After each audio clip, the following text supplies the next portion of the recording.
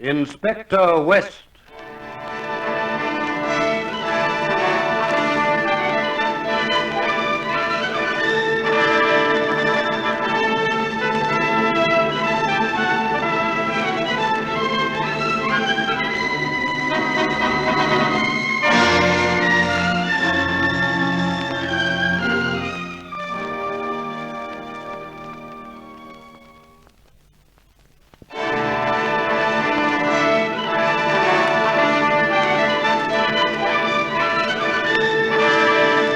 Inspector West, the radio adaptation of the best-selling crime stories of today. Introducing John Creasy's famous detective, Inspector West. After successfully concluding the Liddell Hay case, Roger West is called in by his colleague Lampard to investigate an attack on a Mrs. Wilfred Arlen, whose husband is later found to have been shot dead. Questioned by Roger, Mrs. Arlen admits that she'd told a friend, Ralph Latimer, about her husband's failure to come home. And Roger, with a junior colleague, Burnaby, begins a search of Latimer's flat. They're interrupted by the arrival of an attractive girl, Georgina Sharp, who makes a sudden and violent attack on Burnaby. Take that. Hey! There you are, take What's that, the idea? and that, and that. Mr. West, give me a hand, will you? She's made my nose bleed. Miss Sharp, stop that. Stop it at once. Oh, you leave me alone. Come on now, behave yourself. Oh, beast. Take her away, she's dangerous. She's all right now. I think she mistook you for Mr. Ralph Latimer. I could have sworn you were him. He... Oh, never mind about the grammar. You know what I mean. Is that the way you treat your boyfriends? Ralph Latimer's no friend of mine. Obviously. Did I hurt you? Oh, no, just look at my nose. I'm terribly sorry. Here, let me dab it. Thanks, but your handkerchief isn't very big. Take mine. Goodness, look at the blood. Oh, I didn't mean to hit you so hard. I pity Latimer when you do catch up with him. So do I. No, I don't. He deserves to be hurt. Why, Miss Sharp? Because he... Never mind why, but he does. I think the bleeding's pretty well stopped now. Let me see. Oh, to think I picked on the wrong man. Yes, my colleague doesn't think it's so funny. Oh, I didn't mean to hurt you. I thought it was Ralph Latimer. Have you a boyfriend? Nobody special. When you do get somebody special, let me have a little talk with him, will you? I'd like to give him a friendly word of warning. Are you a policeman, too?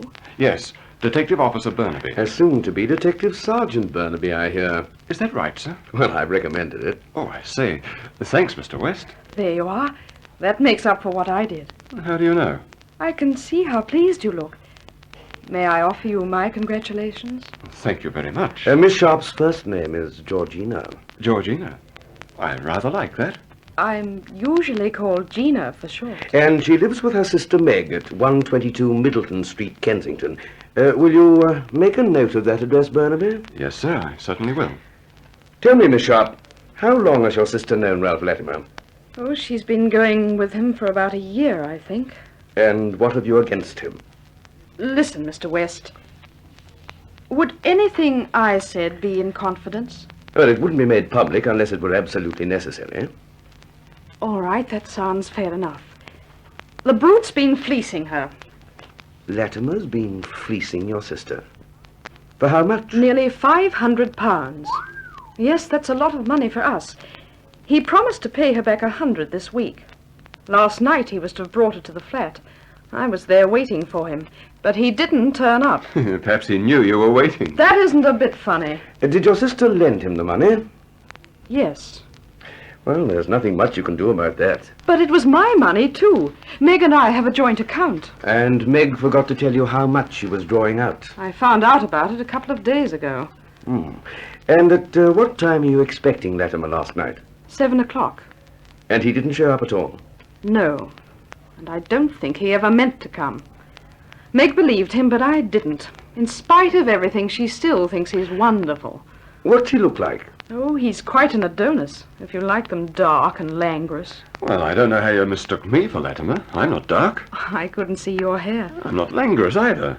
But you are good looking. Thanks. Better than Ralph, actually. When I first met him, I thought he was quite something. But it didn't take me long to find out the truth. Miss Sharp, will you do something for us? Would it get Ralph into trouble? It might.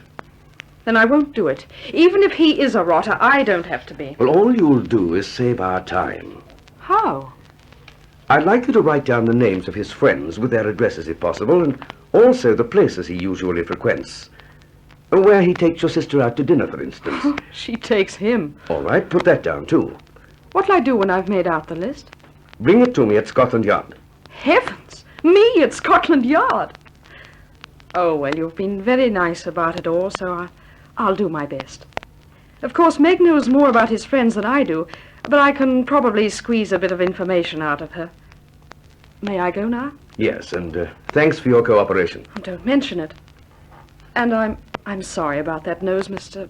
Burnaby, did you say? That's right. What's your other name? James. Jim. Well, goodbye, Jim. Goodbye, Georgina. Goodbye, Mr. West. Goodbye. Are you going home now? No, I have an appointment. Right, after her, Burnaby. Me? Well, that is your name, I believe, or would you prefer me to call you Jim? What do you want me to do, sir? Follow her, of course, see where she goes. And when you've found that out, go back to the yard and get them to check up on those photographs of Latimer's girlfriends. Right. Oh, and if you want me, I'll be at the address she's just given us in Kensington. Are you going there now, sir? Yes. It doesn't look as if Latimer's coming back, so I'll ring for a man to watch this flat, and then go and have a heart-to-heart talk with Miss Meg Sharp.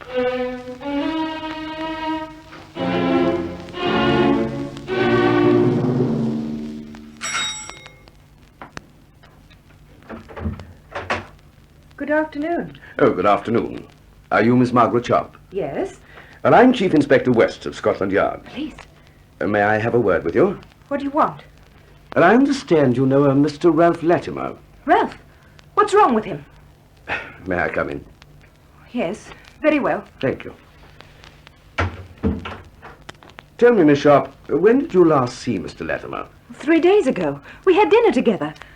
I thought he was worried about something. He wasn't having any luck, you know. He's the unluckiest man I've ever known. Oh, I do wish you'd tell me what's wrong. I just want to talk to him. But I'm sorry to hear about his bad luck. Betting, you mean? Oh, no. Ralph isn't a betting man. It's just that his business deals won't go through. I've tried to help him as much as I can, but something always comes along to stop him. Did you ever lend him money? Who told you that? It was Gina. You've been talking to my sister. Well, I did have a few words with her. Oh, she's wicked. I had a perfect right to lend him the money, and he'll pay it back. He said he would. I'll never forgive Gina for this. Never. We wanted a word with Mr. Latimer before we saw your sister, actually. I shouldn't blame her. But if Mr. Latimer comes here, you'll ask him to let me know, won't you? West of Scotland Yard. Yes, Is that Miss Sharp's flat? yes, Is Chief Inspector West there, please? yes. Just a moment. It's for you, Mr. West. Oh, thank you. Hello. Is that you, Burnaby? Yes, sir. I followed Georgina as you instructed, but I'm afraid she saw me. Yes, I thought she might. Anyhow, sir, I escorted her to the studio where she was working and left her there. I'm speaking from the yard now, sir, and I thought I'd better let you know about a report that's just come in. Yes? What is it? There's been a second Ireland job, sir. What do you mean? Well, sir, a woman was attacked at St. Albans and one of her guests shot. And then a little later, her husband's body was found almost in the same circumstances as Ireland's. What was his name? Lionel Bennett, sir. What name? Lionel Bennett. Oh. All right, Burnaby. Thanks for ringing.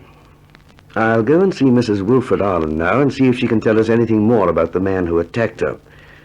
It's just possible that the two cases could be connected.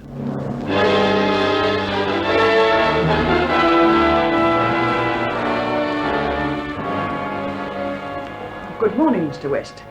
How are you? Oh, I'm very well, thank you, Mrs. Ireland. I hope you've quite recovered. Oh, yes, I'm feeling much better now. But of course I'm missing Wilfred terribly. Yes, of course. He was a good husband. And a good father, too. The children haven't realized yet just what a loss they've suffered. Peter keeps asking when his daddy's coming home. I don't quite know what to say to him. You'll have to tell him the truth. The investigation into your husband's death may go on for weeks. And it's even possible that we'll have to question Peter. Oh, you couldn't be so cruel. Not Peter. He couldn't tell you anything. How do you know? Well, he was asleep. He didn't see a thing. You can't be sure of that, can you? Yes. I went in to see him just before the burglar came in. This burglar, Mrs. Arlen, are you absolutely sure you didn't recognize him? Yes, of course I'm sure. You said he spoke in a hard, low-pitched voice. Yes, that's right. It was sort of grating, right down in his throat. Would you say it sounded as if he were trying to disguise his real voice? Well, I don't know. I hadn't thought about it. Mrs. Arlen, your friend, Ralph Latimer... Have you seen him? No, not so far. Have you?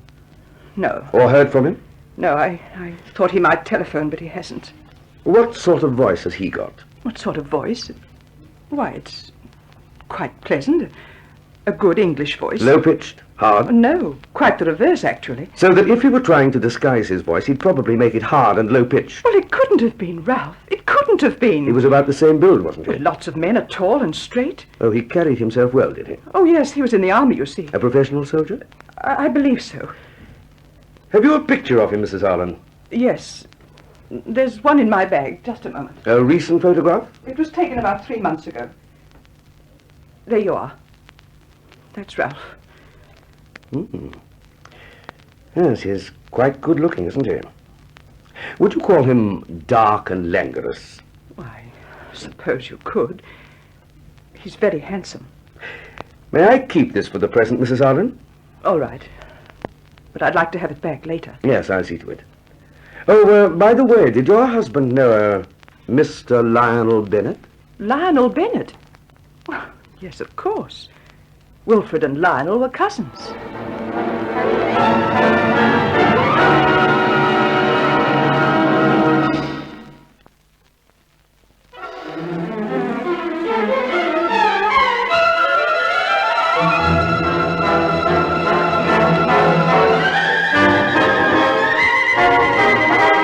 Lionel Bennett, whose body has been found almost in the same circumstances as that of Wilfred Arlen, now turns out to have been Arlen's cousin.